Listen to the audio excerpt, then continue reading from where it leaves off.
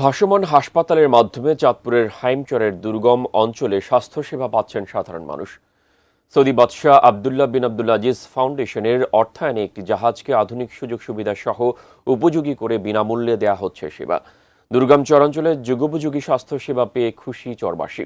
চাঁদপুর প্রতিনিধি বিল্লাল ঢালির তথ্য ছবিতে ডেস্ক রিপোর্ট। চাঁদপুরে হাইমচর উপজেলার দুর্গম চর নীলকমল।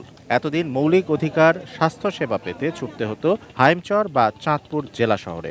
সৌদি বাদশাহ মরহুম আবদুল্লাহ বিন আব্দুল আজিজ ফাউন্ডেশনের সহায়তায় ভাসমান হাসপাতালের মাধ্যমে মানসম্পন্ন স্বাস্থ্যসেবা পাচ্ছেন দুর্গম চরবাসী।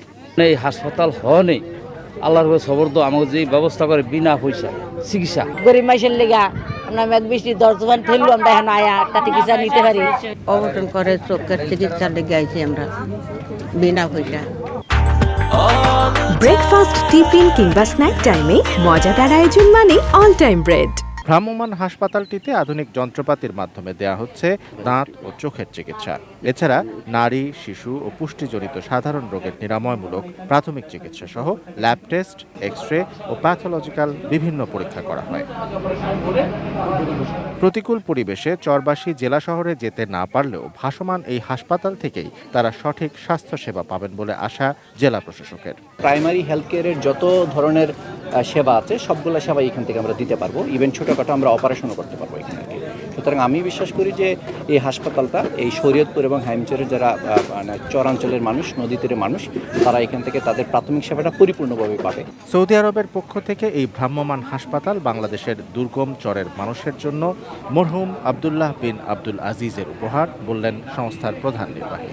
We all together pray to King Abdullah that may Allah accept it, and inshallah this is also will help all the people, all our brothers and sisters in Bangladesh. 7 জন চিকিৎসক সহ হাসপাতালটিতে কাজ করছেন 32 জন কর্মকর্তা কর্মচারী।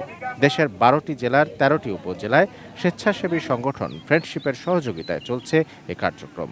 শুধু চাঁদপুরের নীলকমল নয়, দেশের প্রতিটি দুর্গম চরে মানুষের স্বাস্থ্যসেবা নিশ্চিত করতে পরিকল্পনা করছে সরকার, জানালেন স্বাস্থ্য সচিব।